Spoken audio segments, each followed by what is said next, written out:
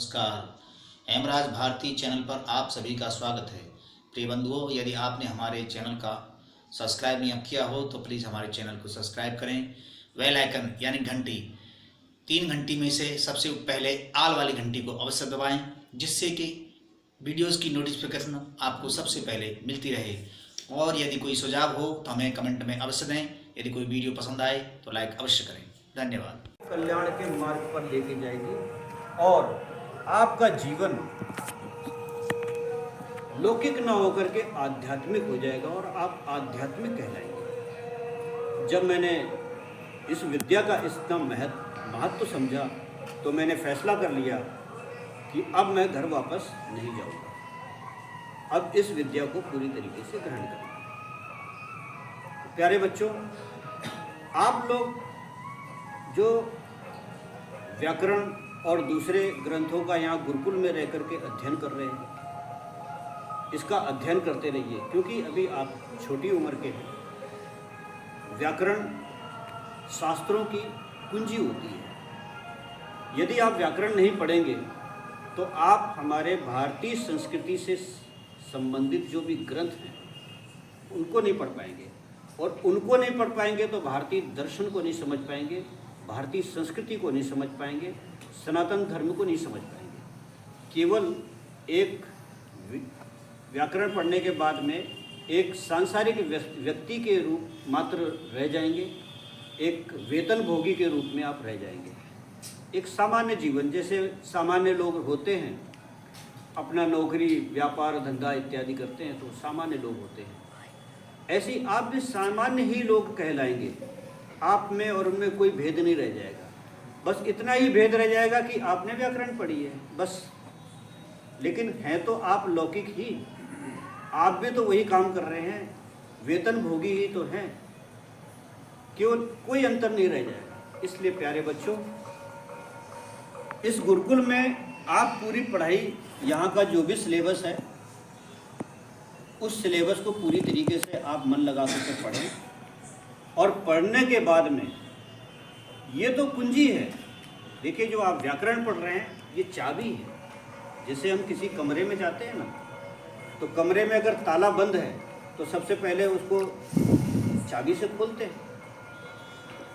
तो ये व्याकरण केवल चाबी मात्र है, उसके बाद में दरवाज़ा भी खुलना है और अंदर क्या क्या खजाना है वो भी आपको प्राप्त करना है। तो व्याकरण को संपूर्ण मत समझें। व्याकरण पढ़ने के बाद में आप शास्त्र भी पढ़ें। वेद तक महर्षि दयानंद सरस्वती ने सत्यार्थ प्रकाश में जो शिक्षा का जो क्रम बताया है वो तो आप लोगों ने पढ़ा है ना? इसलिए व्याकरण को कुंजी का है। उस प्रकार से आप पूरे क्रम को अगर ना पढ़ पाएँ, चलो निरुक्त छंद और क्या बोलते हैं शिक्षा कल्प ज्योतिष, अगर ये सब पूरा ना भी पढ़ पाएँ तो कम से कम व्याकरण और निरुक्त, और उसके बाद में कम से कम वेद तो पढ़े ही पढ़े हैं। प्रत्येक बच्चे को एक संकल्प लेना चाहिए कि मेरे को जीवन में कम से कम एक वेद तो कम से कम पढ़ना ही है। और दूसरी बात, हमारे शास्त्रों में एक बात कही गई है कि जो ब्राह्मण होता है ना, ब्राह्मण का मतलब ये होता है, जन्म से ब्राह्मण की बात नहीं कह रहा हूँ मैं, जो कर्म से ब्राह्मण है, अर्थात जो यज्ञ करता है और करवाता है, जो दान लेता है और देता है, और जो वेद पढ़ता है और पढ़ाता है, और जो उपासना करता है, ये सब तो ब्राह्मणों के लक्षण हैं।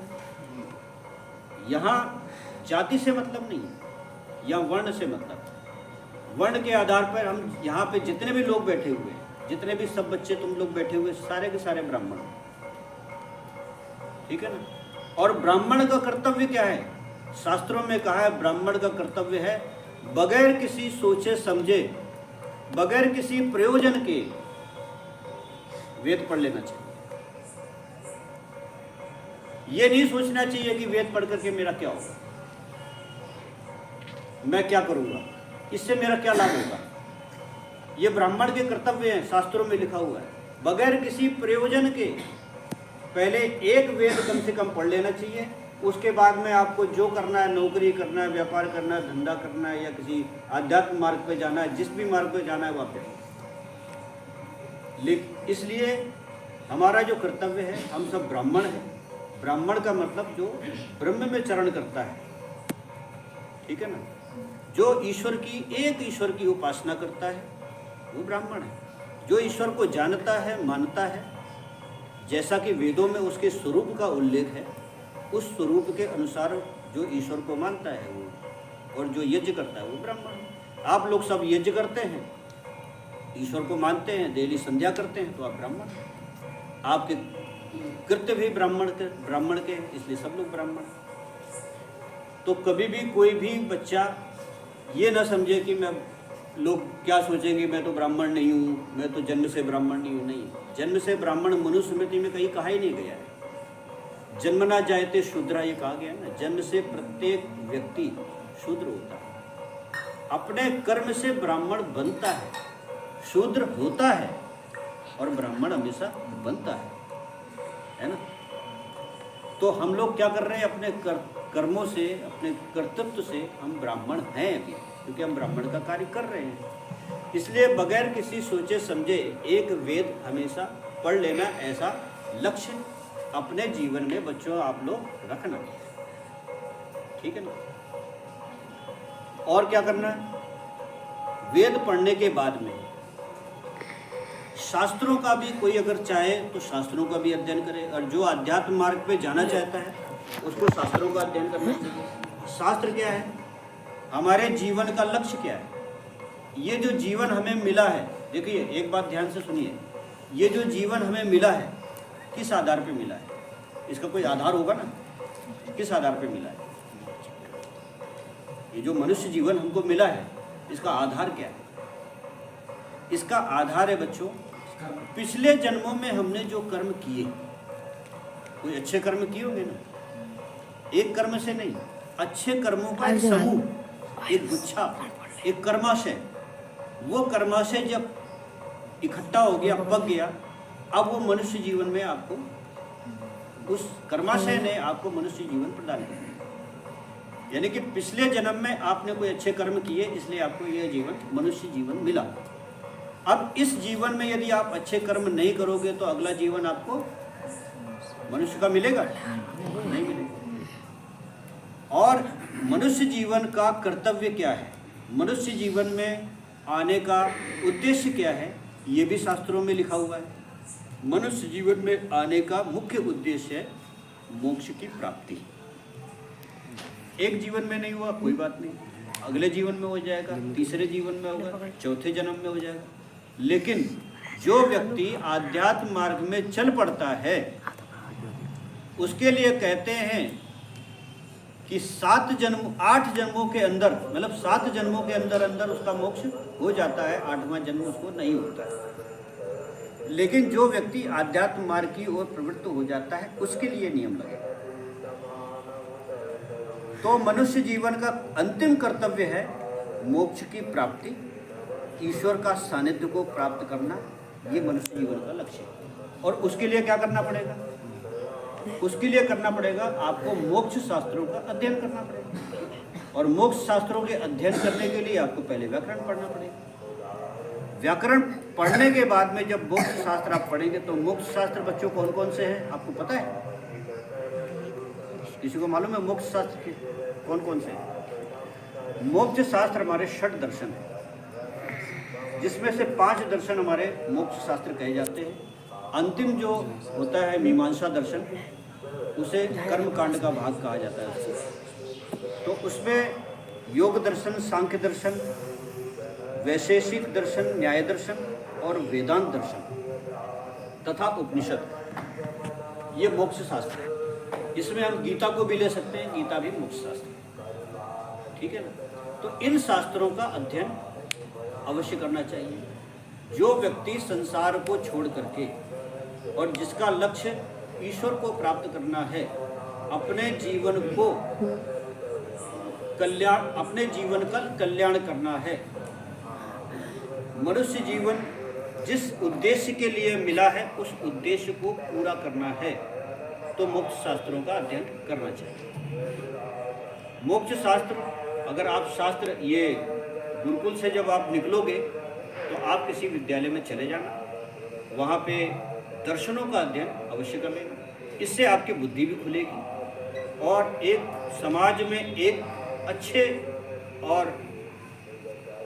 अच्छे विद्वान के रूप में आप प्रतिस्थापित होंगे। ठीक है, अच्छे विद्वान के रूप में आपकी पहचान समाज में होगी। तो इस प्रकार से मैंने शिक्षा के विषय में आपको एक संक्षेप में जानकारी दी। तो गुरुकुल में रहते हुए कभी आप लोग बच्चों ये मत सोचना कि केवल हमको व्याकरण पढ़ना है और व्याकरण पढ़ने के बाद में कहीं किसी नौकरी पे लगना है, नौकरी के बारे में नौकरी के लिए प्रयास करना है। देखिए, नौकरी सभी लोग करते हैं, विद्वान कोई नहीं करता। एक लक्ष्य रखो, विद्वान देखो पैसा ही कमाना है ना, पैसा कमाना, नौकरी से भी पैसा आता है, लेकिन आप अच्छे विद्वान बन जाओगे तो पैसा तो चल के आएगा आपके पास में, लक्ष्मी आपके पास में चल के आएगी। आप खाली व्याकरण पढ़ने के बाद में अगर नौकरी के पीछे भागोगे तो आप क्या हो गया, धन के पीछे भाग रहे, यानी लक्ष्मी के पीछे आप भाग रहे, लेकिन लक्ष्मी आपको कितनी मिलेगी, इतनी सी मिलेगी। लेकिन जब आप अध्ययन करते रहेंगे, शास्त्रों का अध्ययन करेंगे, फिर वेदों का भी अध्ययन करेंगे, जब थोड़ा अध्ययन में आप समय लगाएंगे, 12 साल 13 साल, तभी तो आपकी आयु है, आप इतना समय लगा सकते हैं। उसके बाद जब इतने बड़े आप जब विद्वान बन जाओगे तो फिर आपको पैसे के पीछे भागना नहीं पड़ेगा, पैसा आपके पास वैसे ही चल के आएगा। इसलिए अध्ययन वो होना चाहिए, शिक्षा वो होनी चाहिए जो हमें पैसे की तरफ, धन के पीछे प्रवृत्त ना करें, अपितु अध्ययन वो होना चाहिए, शिक्षा वो होनी चाहिए कि जो धन हमारे पीछे प्रवृत्त हो, धन हमारे पीछे आए, तब वो आपकी विद्या सार्थक कही जाएगी और आपकी वो विद्या अनुकरणीय कही जाएगी। इसके साथ ही मैं अपनी वाणी को समाप्त करता हूँ। नमस्कार, हेमराज भारती चैनल पर आप सभी का स्वागत है। प्रिय बंधुओं, यदि आपने हमारे चैनल का सब्सक्राइब नहीं किया हो तो प्लीज़ हमारे चैनल को सब्सक्राइब करें। बेल आइकन यानी घंटी, 3 घंटी में से सबसे पहले आल वाली घंटी को अवश्य दबाएं, जिससे कि वीडियोस की नोटिफिकेशन आपको सबसे पहले मिलती रहे। और यदि कोई सुझाव हो तो हमें कमेंट में अवश्य दें। यदि कोई वीडियो पसंद आए तो लाइक अवश्य करें। धन्यवाद।